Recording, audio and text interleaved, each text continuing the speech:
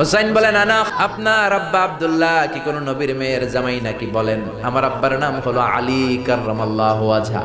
আমার আব্বা হলো শেরে খোদা, দুনিয়ার সব কাফির মুশরিকদের জন্য আল্লাহ আমার আব্বারে বাঘ বানিয়ে পাঠিয়েছে। বিষ্ণু বললেন তাই তো। আবার হুসাইন প্রশ্ন করলেন নানা বলেন তো আপনার আম্মার নাম কি? বিষ্ণু বললেন আমার মায়ের নাম আমিনা।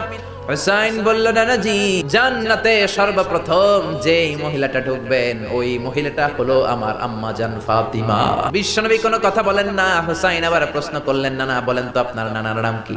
বিশ্বনবী বললেন আমার নানার নাম হলো ওয়াহাব ইবনে আব্দে মানাফ। হুসাইন বলে নানা আপনার নানা ওয়াহাব রে কে চিনে? আর আমার নানারে চিনে না এমন কোন মানুষ পৃথিবীতে নাই। এই হলো আমার নানা। এবার বলেন কে দামি? বিশ্বনবী আর ধৈর্য ধারণ করতে পারেন না, ধা ধা করে চোখের পানিগুলো ছেড়ে হোসেনকে বুকের মধ্যে জড়িয়ে ধরেন আর বলেন হুসাইন তুমি ঠিকই বলেছ, আসলে আমি নবীর চাইতে তোমার দাম আল্লাহর কাছে